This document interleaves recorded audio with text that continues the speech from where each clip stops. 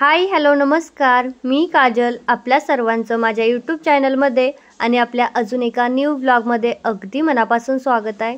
नवीन दिवसाची नवीन आणि छानशी सुरुवात झालेली आहे आणि सगळ्या चनी गुलाबाची जी फुलं आहेत ना, सगळी फुलून जातात सकाळी. एकदम छान अशी गॅलरी दिसते बघा.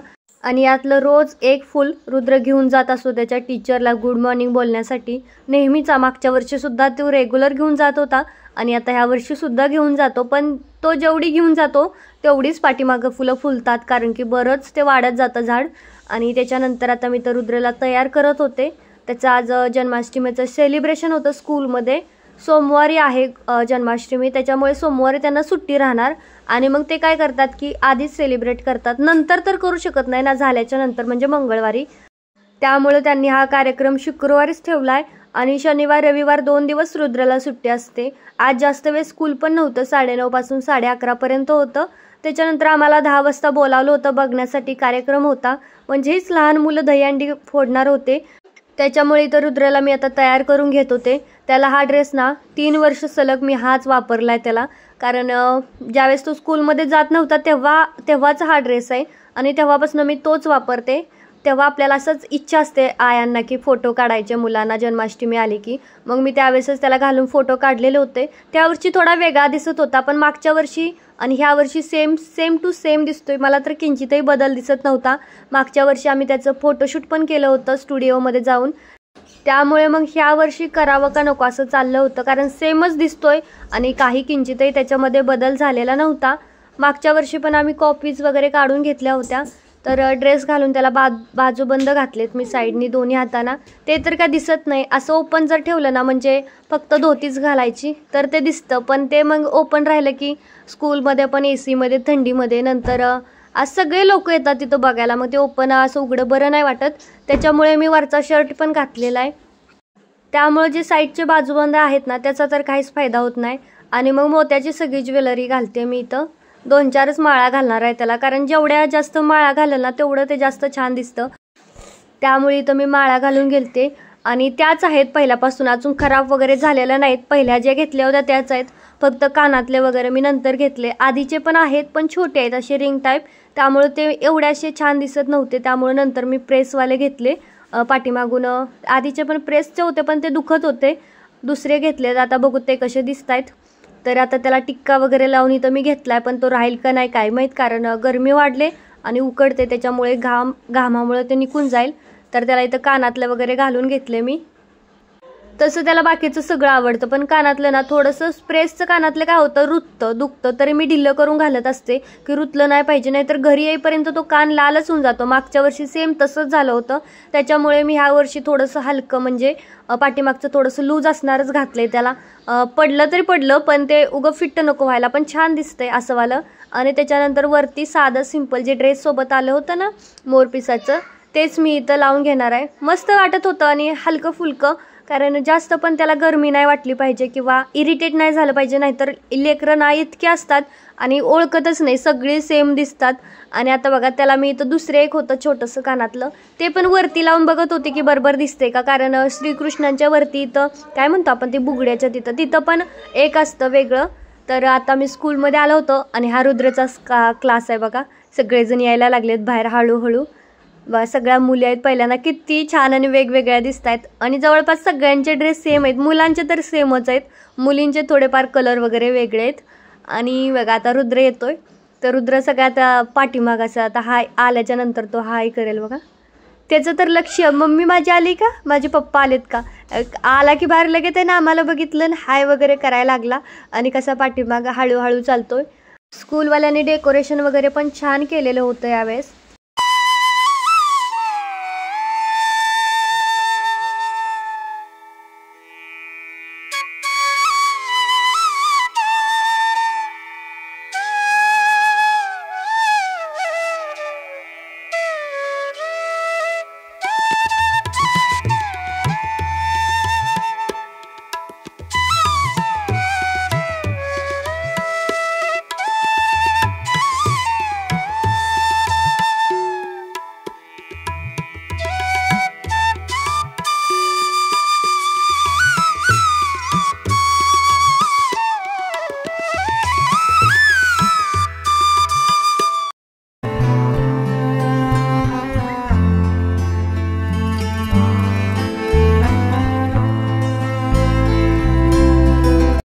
तर आता आले रुद्रला घेऊन आणि येऊन म्हणजे आम्ही गेलोच कसं होतं तसंच गेलतो, काहीच केलं नव्हतं. 10 वाजताच बोलावलेलं, 9:30ला स्कूल होतं.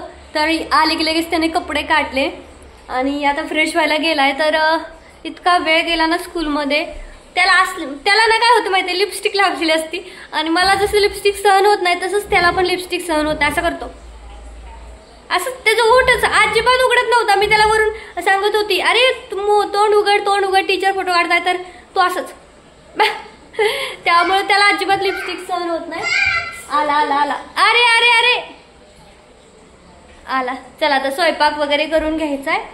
आता वाजलेत 12. तर स्वयंपाक करेपर्यंत 12:30 होतील आणि मग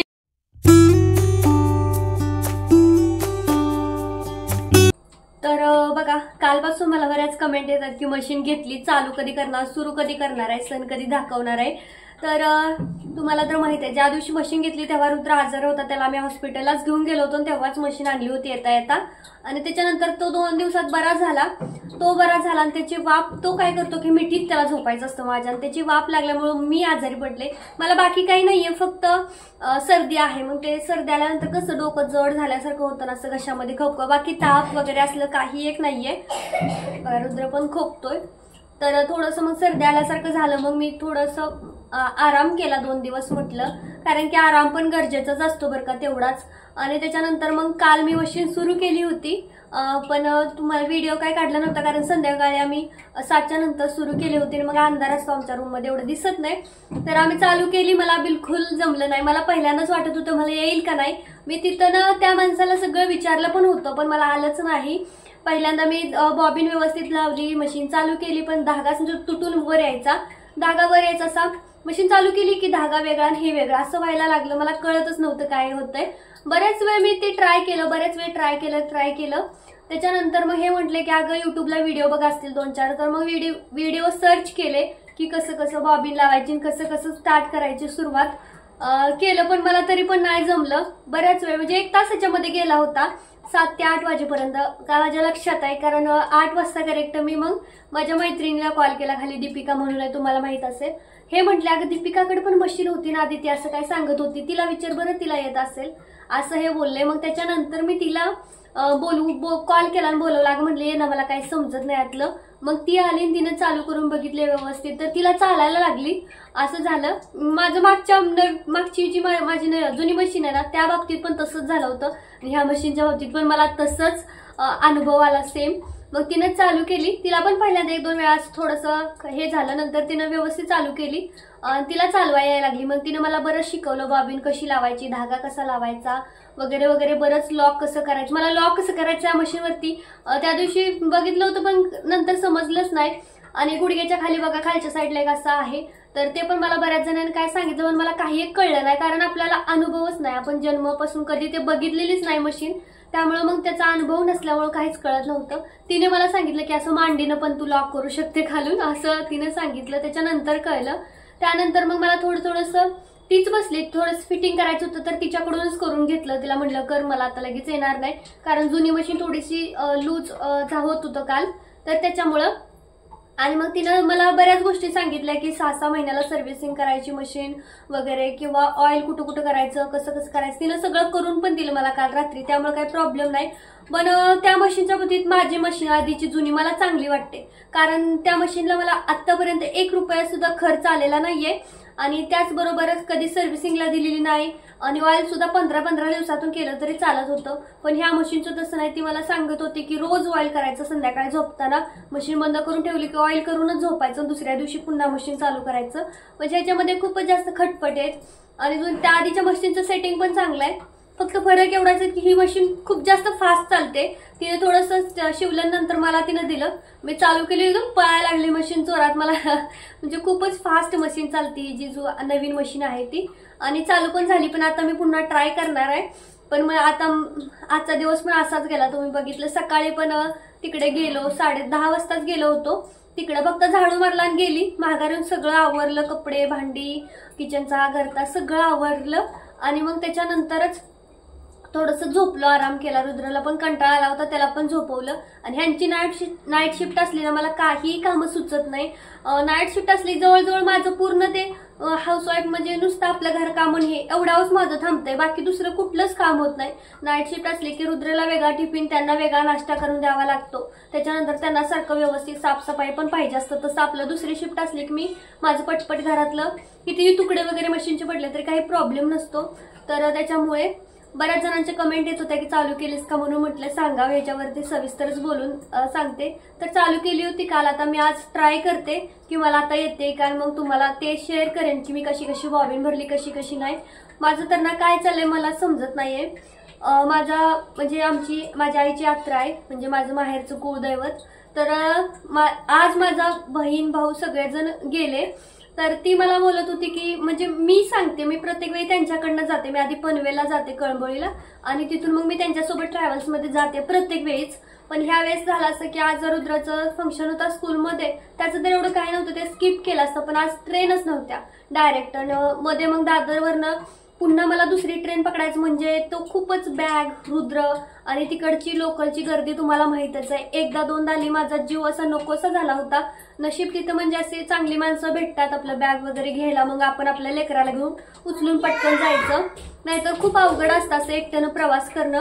मग त्याच्यानंतर मी आज जाणार होती, तर आज पण आता मग ते दोघं जण, त्यांना रात्रीचं अशी गाडी भेटली शेजापाजारची, कारण आता सगळेच जाणार यात्रेला. तर मग गाडी भेटली होती, तर मग ते सगळेच गेलेत. आता माझं काय होतंय, कारण त्यांना माहित आहे हिचा काय भरोसा नाही, ही कधी म्हणती ती आणि येत नाही, म्हणाल की नंतर मला अचानक ताप आला नाही, असं म्हणजे त्या दोघांचं, माझ्या बहीण भावाचं चाललेलं. आता ते दोघे घरी पण पोहोचले. आज जायचा प्लॅन होता खरं तर, पण तिला रात्रीच गेले. जाऊ दे, आता माझं आता काय माहित कसं होतंय, कारण माझ्या लग्नाला आता ह्या नोव्हेंबरला 6 वर्ष होतील. पण मी अजूनही माझे म्हणजे कुळदेवाचे जे कुळदेव म्हणतात ना माहेरचं, तिकडे गेलेलीच नाही. आणि असं विसरून पण नाही चालत, जायला आपलं कधी कधी आपलं नारळ फोडून हे आपलं इकडचं करायचं असतं. तर आता माझं मनात खूप आहे जायचं, कारण मी त्या दोघांना भांडून म्हटलं होतं नाही तुम्ही थांबा, मला यायचंच आहे, पण मलाच ट्रेन नाहीये. तर आता हे म्हणतायत की मी तुला रविवारी डायरेक्ट ट्रॅव्हल्सला बसवून पाठवतो, म्हणजे तू डायरेक्ट जाशील घरीच. तर आता बघू माझं कसं होतंय जायचं, मलाच काही कळ नाही कसं होतंय नेमकं. आणि जायला पाहिजे खरं तर, माहेरचं कुळदैवत आहे, कधीतरी जायला पाहिजे. तसं मला प्रवासाचा एकटीचा अजिबात भीती वाटत नाही, मी नेहमी एकटीच प्रवास करते. आतापर्यंत मी कितीतरी वेळा मुंबईला एकटी गेली, फक्त 2-3 वेळा माझ्यासोबत ना म्हणजे असा अनुभव आलाय. एकदा काय झालं होतं, जाताना गेली आणि येताना ट्रेन बंद पडल्या. बहिणीकडे कळंबोळीला थांबली होती, येताना ट्रेन बंद पडल्या, त्यामुळे मला पनवेलवरून पुन्हा कुर्ल्यावरून दादरवरून पुन्हा वापीची ट्रेन पकडावी लागली. इतके हाल झाले होते. रुद्रला एका साईडला घेणं, बॅग म्हणजे अक्षरशः त्या लोकलमधून खाली पायच पडत नाही, तुम्हाला धावून धक्काबुक्की करून खाली पाय टाकावा लागतो. आणि कळत पण नाही की खाली नेमका गपना बाळा खाली नेमका पाय आपला त्याच्यावरती पडतोय का खाली पटरी शिरतोय असं कळतही नाही, इतकी तिथं गर्दी असती. दादर स्टेशनवरती तर म्हणजे विचारू नाही शकत, इतकी जास्त गर्दी असते तिकडे. त्यामुळे मग मला तो अनुभव इतका वेगळा आला की मला आता जाताना असं वाटतं की डायरेक्ट ट्रेन भेटावी, सीधा पनवेल.